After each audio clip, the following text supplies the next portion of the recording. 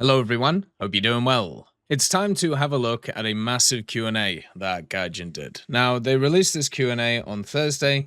We are recording it on Thursday, but you guys are probably going to see it on Saturday. The reason for this is because Gaijin has decided to put a ridiculous amount of news items out on the same day, and in order to kind of like sort out flow and sort out everything, I'm trying to get stuff a bit more scheduled because my work stuff, so my actual work, if you didn't know, we do like the YouTube stuff, we do the streaming stuff, which we're recording on stream too, but I also have my actual work stuff. So in terms of workflow, it's a bit all over the place right now. It's a very busy period for me, so I apologize that this isn't coming out on Thursday, but it's going to be coming out on Saturday instead.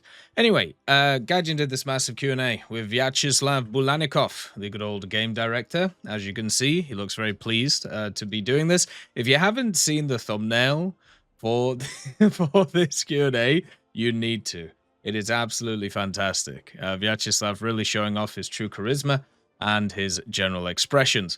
For me, I see this as him just, basically being like, I'm tired, boss. Please stop making me go ahead with these questions. So yeah, we're going to be going through it. It's a long one, so there might be several parts here.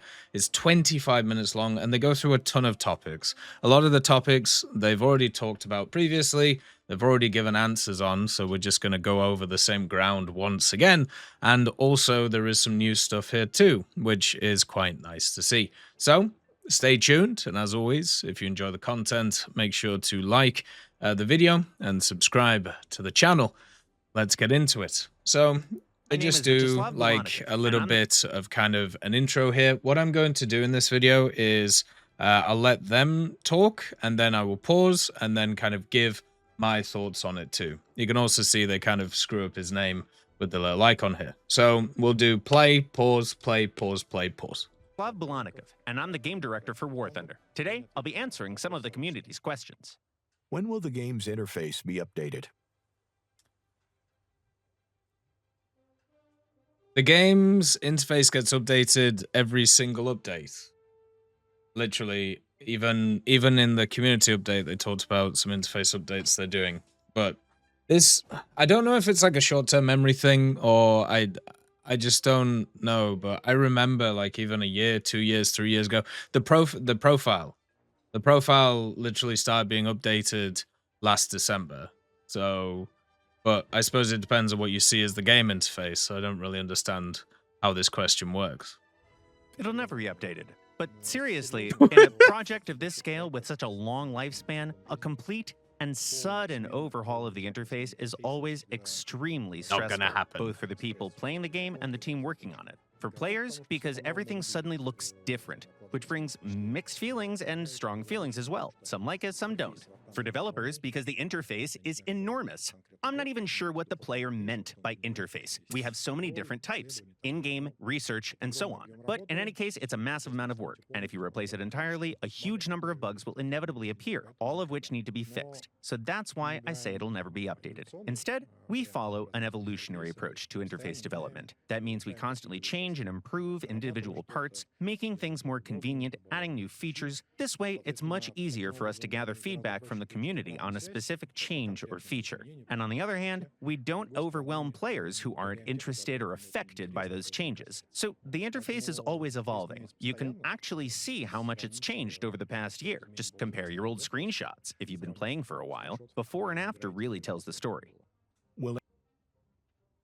I have no real comments to add to that because it's such an odd question to me. The game itself gets updated all the time, right? It is something which consistently happens when it comes to War Thunder. Even if you have a look at this screen and the way that it is set up, it is completely different to how it was even a year ago in terms of the information that it displays. If you actually hover over these different areas, it tells you which vehicles were individually involved in each action.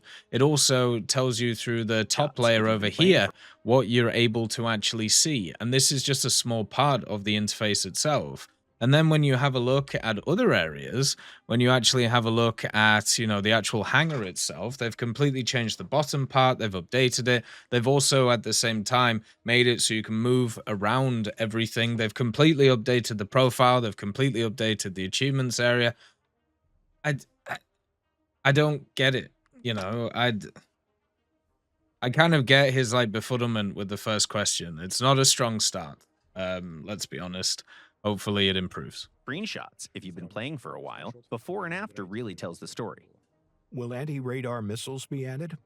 Yes, the game is getting more and more large SAM systems, which are exactly the kind of targets those missiles are designed for, even though we're a bit skeptical about how effective they'll be compared to other fire-and-forget weapons already in War Thunder. After all, long-range, high-speed missiles of that kind are quite common now.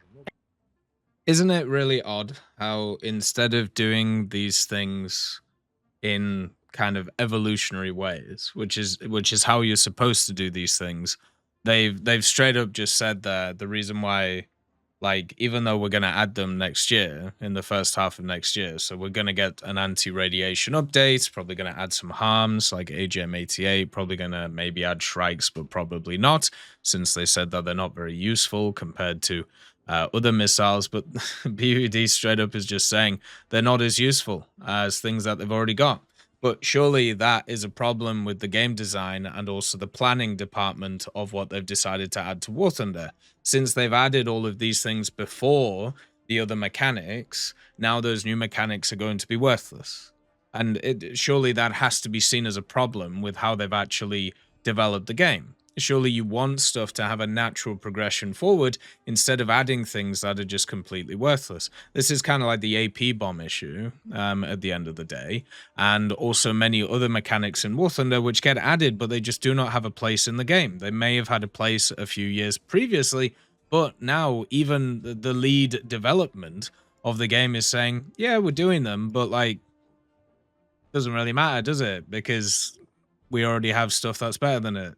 And surely that's an issue. Surely that type of kind of thinking needs to be brought into the actual development themselves. If the game director is saying that, how is that not being translated into what is happening in the game?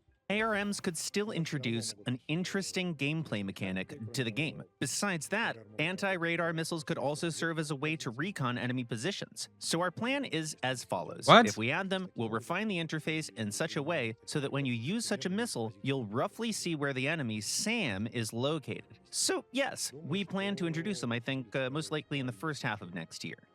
So the way that I see stuff like that working is what people will generally do is they will just use like a couple of them to scout out the way or the area where SAMs are, which, to be honest, on most maps, the SAMs assign the spawns because you literally can't go anywhere else. So it's probably better just to take glide bombs because the glide bombs can't be intercepted right now by SAMs.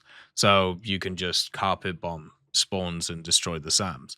But yeah, they could technically be used as scouting. The problem is all of these vehicles at high tier, which would use stuff like this, have either very good optics or thermal pods. So guess what? You can see them anyway. And it's been an issue for the longest time in War Thunder, and that hasn't been addressed at all here. Basically, they've just said, yeah, the mechanics are not going to be very useful because there's already stuff that does what it does, and it does it better. So I don't know. They screwed up the timing on these things. It's completely the wrong way around. It's nice to see that they admit it though, and hopefully in the future this doesn't happen as much. So yes, we plan to introduce them, I think, most likely in the first half of next year. Will the survivability of tactical and long-range bomber aircraft improve? Yes, we're not fully satisfied with how these aircraft are currently set up. Their current parameters aren't realistic enough. They're simply way too fragile, and that makes those planes that are already quite challenging to use even less competitive when facing fighters of their respective battle ratings. I mean, that's very true. The bombers in War Thunder are paper. They're completely worthless. But I also remember a time in War Thunder, it must have been 11 years ago now, where they fundamentally broke the game, where they tried to fix this issue before. What they ended up doing is making bombers insanely tanky. meaning that it took all of your rounds to be able to destroy them. They actually changed the way that kind of penetration works on rounds and also general damage. And it just meant you couldn't kill them. Also, in the same update, they released one of the most hilarious bugs ever to be seen in War Thunder. And that bug was simple. If you spawned in a plane, usually a bomber or something like that, you could crash it into the ground at the start of the battle, and then when you left the battle, you instantly got 20,000 RP. So you had a day or two before it was fixed where everybody was just ramming themselves into the ground to be able to research full tech trees very, very quickly. Now, if they decide to update bombers in a way of like updated models, or maybe they give more kind of more improvements to the turrets and the gunners and stuff like that, I think that would actually be really fun.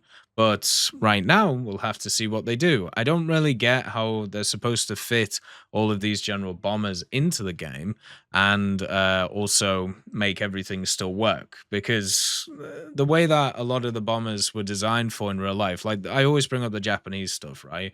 But also like the British stuff. So, for example, like a lot of the British bombers were designed around the idea of night bombing. Night bombing in the Second World War was very large for Britain. And so a lot of the improvements that British bombers got was not just with being able to fly high, but also accuracy of the bombing sites and accuracy of dropping bombs on targets, and also flare systems. So therefore, you knew where to go because you would follow an aircraft in, which would set off flares as kind of like a recon thing to tell you what line and what path to take to drop your bombs. And then also you had even chaff and stuff like that to try and confuse radar. None of these things are really added into the game because they don't really fit it, and also they wouldn't add to like the gameplay experience. Or with the Japanese bombers, a lot of them were just completely designed to go very long distances, so their bomb loads are very small and they don't really do too much, and they're not very fast, and they don't have a ton of guns on them because they were designed to be more lightweight, so therefore the fuel would last longer. I don't know how in War Thunder you can take these things into account and also make them balanced, because whenever they buff bombers, the strong bombers that already exist, the ME-264, the Ju-288, the HE-177, even other vehicles like from other nations, even like the G8N1, for example, they get mega buffed. And this means that everybody just plays those. So unless they go through individually per vehicle and try and see what they can do, I'm not entirely sure what's going to happen. By the way, nice to see everybody on the stream. We're just going through the Q&A. So if you want to discuss stuff or do anything like that, that's what we're doing. Will we get an artillery sight for indirect fire on SPGs? Save Nope, me! that's not planned. Yes! You have to understand, such a site would look extremely unrealistic, and it wouldn't really fit a game like Thank you, War Thunder. BBD. On top of that, you also have to understand that it wouldn't make indirect fire as easy as some of you might expect. The reason for that is that the main limitation when firing from behind cover isn't the lack of a special sight, it's the trajectory. Yeah. For most artillery vehicles available in-game, the minimum firing range can actually exceed the size of War Thunder's maps, so that kind of sight just wouldn't help you at all. That said, the game already includes pretty realistic ways to perform indirect fire, if the trajectory actually allows it. You can do artillery spotting using a drone, artillery spotting through another vehicle or an aircraft. You can also set the range manually using the azimuth scale. All the realistic methods are already there, so you can absolutely use those. He's completely right. And to be honest, I am kind of a bit sick of people wanting artillery sights in the game. Not because of the realism factor, because they're not realistic, as BVD just explained. You know, we've been through all of this stuff before. I don't know how many times I've said the exact same thing he's just said when it comes to all this stuff. The reason why in War Thunder people want these types of sites is so they can go and sit somewhere off, like near the map, you know, not really getting involved in the battles and being able to kill people without the threat of dying. because then they can just do whatever they want. And it's kind of one of those things where if you do something which always has a positive outcome and nothing negative can happen to you, therefore you're going to do it over and over again, and it's going to feel good for you. The problem is it feels really bad for the person on the other side. And one of the problems that we've seen in other games, such as World of Tanks, for example, which is a lot more arcadey, by the way, and also has a lot of other factors involved in the way that their damage system works and their health system works. But what we've seen in that game is artillery has been changed so many damn times. And that is a game where they can balance through many more factors than War Thunder can. And they can do many more things. They can make stuff completely unrealistic to balance them, and they still struggled for many years to make it work. In War Thunder, you don't have any of those factors, and at the same time, it doesn't even make sense in a realistic setting. So I 100% agree with what BUD is saying here. I don't want any artillery sight stuff in the game. There are ways that you can already do indirect fire, and I personally have done them quite a few times. I would like to see overpressure getting a little bit of discussion in this Q&A. That would be really nice. I don't know if it's going to or not, but that is something that would be really cool because of the simple fact that for me is more of a problem right now with artilleries, where many of them just don't even have to aim. They just fire in the general direction or something and hope for the best, which for me is not exactly fantastic. So yeah, I just don't like the idea of what I would class as gameplay where only one side is involved. And if you have a look at a lot of the other factors in War Thunder, so CAS, for example, with the helicopter fire and forget stuff, with the American fighters in the Second World War era with like a ton of different bombs or rockets, it doesn't feel good just dying to stuff that you can't really do anything against. And the artillery problem would be exactly that. You just randomly die, and that would be no good. We already have too many ways in War Thunder where you cannot control your own survivability, and adding more to that would definitely not be a good idea. Are there any mechanics in the works to improve team play and add more depth to the game? Interesting. Yep, there are some ideas we're considering, especially in the context of modern aviation. But for now, it's simply too early to speak about them.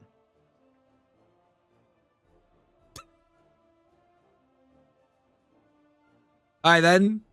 Would have been nice to have a bit more there. That was an interesting question. That's the first interesting question. That wasn't an old question. And you give me 10 seconds? You give me 10 seconds saying, yeah, we're doing stuff. Come on, man. You got to give me more than that. But yeah, it's nice to see that they are thinking about team play. War Thunder is a game where it is solo players directing team actions. And it would be so much nicer if there was more team-based stuff. Like they have improved stuff like battle trophies and things like that, and obviously squadron RP stuff, but generally it's still very much a solo game. I hope that in the future they will continue to like work on the teamwork stuff. It looks like they're working on some kind of air battle scenario. I know a lot of people have been very bored of the way that air realistic is nowadays, but I think that's more down to the premium spams, which have unfortunately taken over the game. Now we have another fantastic question that is completely open-ended and doesn't mean anything. Are you going to fix naval battles? Oh. Over the past few years, we've made a huge number of changes and fixes to naval gameplay. The firing mechanics were overhauled, damage... I would like somebody to just like sit here and tell me how you want somebody to actually answer that question. Like, just sit yourself down in a chair, if you stood up, okay? And just sit there and go, all right, not this one. This one, there's actually some interesting stuff for. But if you're answering this question and you are a game director of a game, how do you answer it? Are you going to fix naval battles? You have two options. Yes, we're going to continue to upgrade the game as we have done for however many years, with naval being one of the main focal points on top of ground and air. Or you're going to turn around and go, no, it's done. Which you're never going to say. So you only have one option. Are you going... Because the idea that something needs to be fixed, especially when the dev doesn't think it needs to be fixed. It needs the word should be improve or something. It just needs to be something else. This is a terrible question. Over the past few years, we've made a huge number of changes and fixes to naval gameplay. The firing mechanics were Morning, Bloody overhauled, Martyr. damage models received major updates, locations were reworked in a big way. Basically, a lot of work has been done. In the upcoming Maybe a bit too much work, if we're honest. Maybe a bit too much work. Maybe you guys have changed a few too many things, so the game is unrecognizable every update. which might already be out by the time you see this, we're introducing another major feature related to damage control and ship survivability. So what he's talking about there is they released a community update on Thursday, which was talking about they're adding severe damage to Naval, and they're also changing how damage is calculated, basing it only on crew instead of compartments. But previously it was compartments and crew.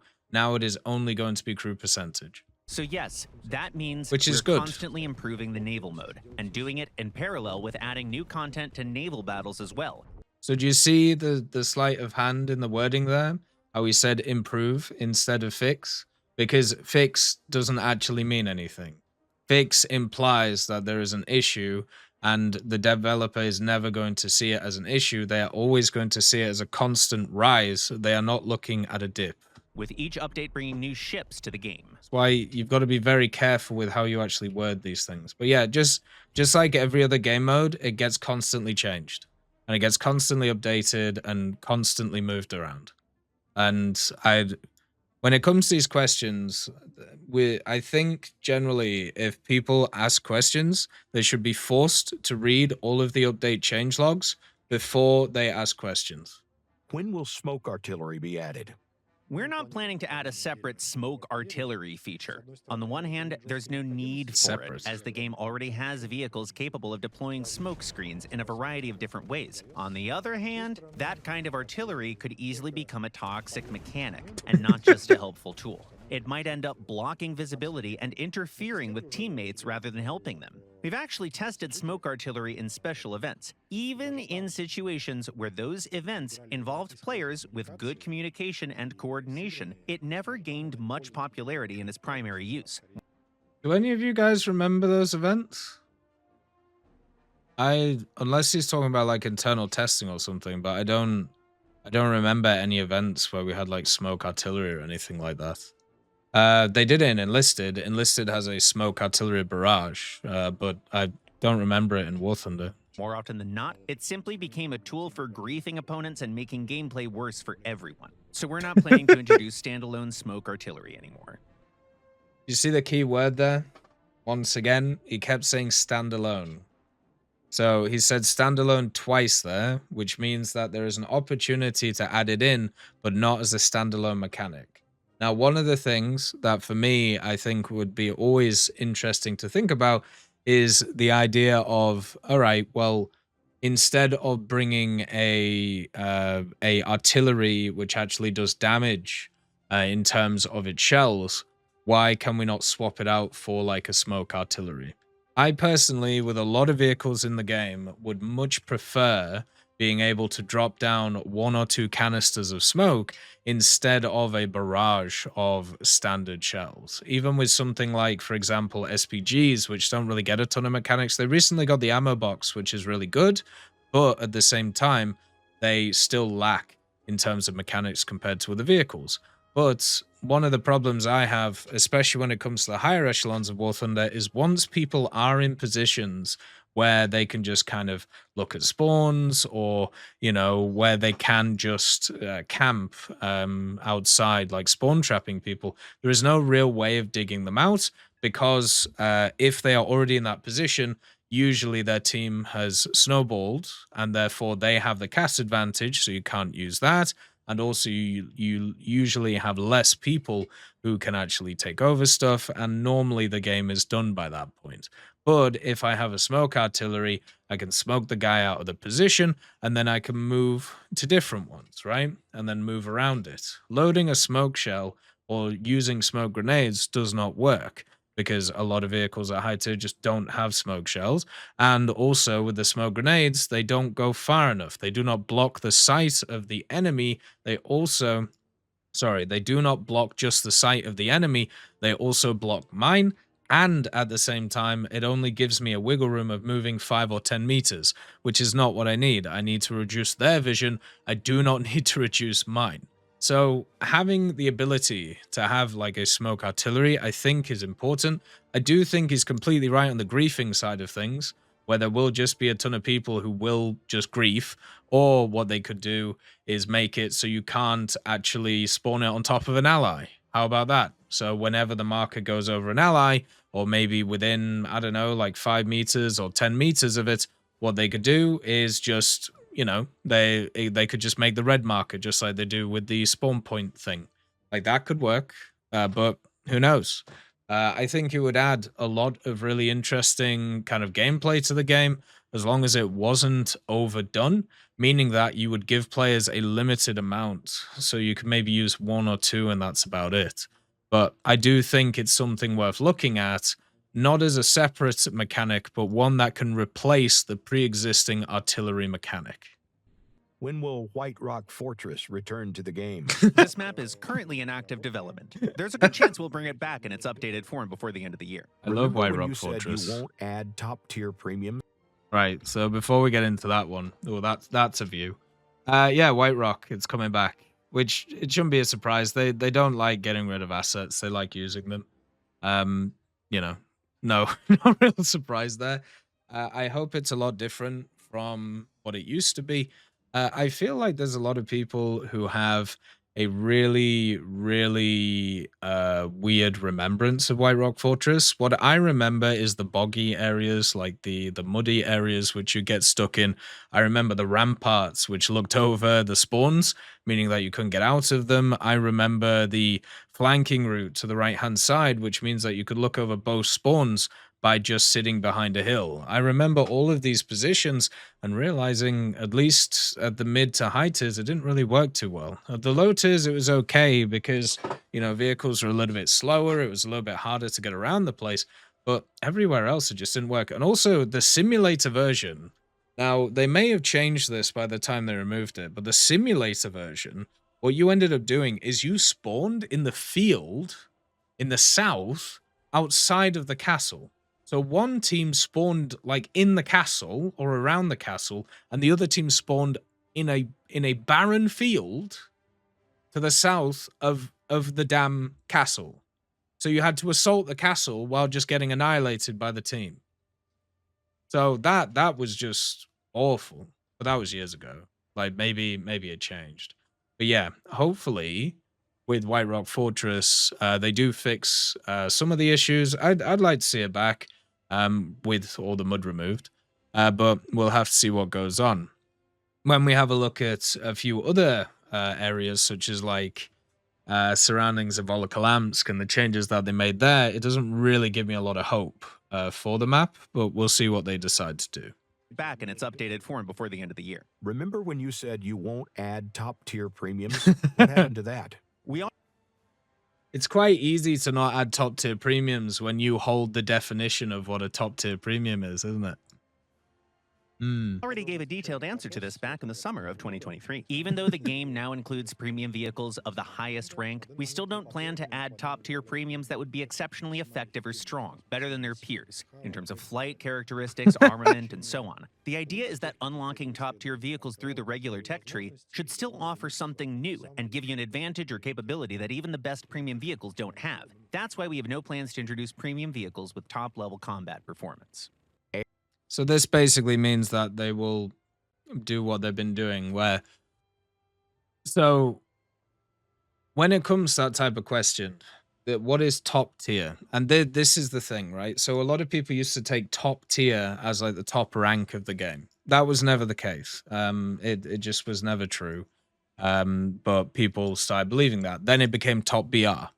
And it could be top BR, but once again, they could just decompress stuff to a point where none of the premiums are top BR. The major thing is they don't want to make top vehicles equal to the premiums that are at top tier. So, for example, if you have a look at, for example, Germany, you have like the Leopard 2A4M Canadian edition, right? And then you compare it to the 2A7. The 2A7 is better than it, but the 2A4M is still incredibly good. And they are different BRs. They're both not the top BR. So what I would say is looking at it as a top BR thing. Now, this is all semantics.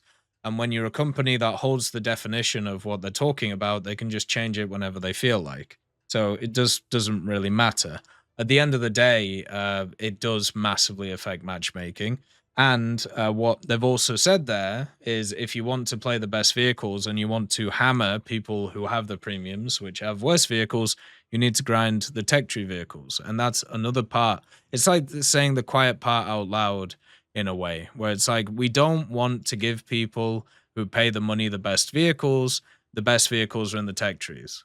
Well, that means that everybody should therefore play the top tier stuff to smash the guys who are playing in premiums who are in worse vehicles in the same matchmaking, which is actually what is true. Like when you have a look at the M1A1 clickbait, for example, comparing it to the M1A2s, when you have a look at the Challenger 2 TES, comparing it to the Challenger 3 or the Challenger 2E. So you're actually, by buying these vehicles, you are going up against better vehicles than you actually have.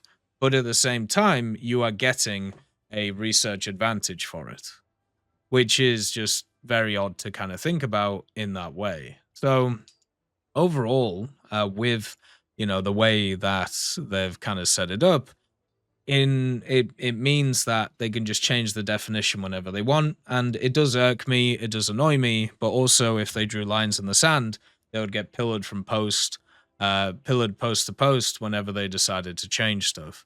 I disagree with the top rank premiums. I disagree with the top BR or the high BR premiums. I don't think they should be in the game. I think they actually have created a negative area. And even for me personally, especially with Aviation, I am sick of playing between 11.0 to like 13.0 because it's either the crazy premiums that are fully spaded with ace crews and you're sat there with these stock vehicles that you can't do anything with, or it's the squadron vehicles, which once again, people haven't ground out the tech tree vehicles for, and you just get annihilated with them. Playing stuff like the Tornado IDS right now, just awful. Su-22s, awful. And then you have a look at stuff like the MiG-23M or something like that, or even, I don't know, a stock A7 or something. These are all terrible vehicles. Even like the F4J. The F4J being at 12.0, where in order to make it competitive, in order to make it on the same level nearly as the F4S, you need to get it fully spaded, while you're facing all of these fully spaded vehicles that are also premiums with premium bonuses that people are massively incentivized to play. It just drags on you, and it's just not fun, and they need to find a solution to that, but I don't think they're going to, because it is a balance between making money and making the game balanced, and money wins when it comes to these high-tier vehicles. That's the first part of the Q&A. We will do another one as well, so you guys can see it. Let me know your thoughts on the questions and the answers, and we will have a look at the rest of it in a little bit. Thank you for watching. See you next time. Bye-bye. I'd just like to thank GMG Smiley, CD Beans, Chieftain Mike, EMN3 Galaxy, Tulio Pontecorvo, Brendan Quinn, Carrion Crow, Gus Irenicus, Pyman, Wartinder, Teddy, Daniel Stanton, Martinez, B. Young, Ozzy Panzer, Alan Hacker, Liam Shear, Opium Prime, Lafouche, Sem, Aslan, Uncle Bean, and Derek R. for supporting the channel.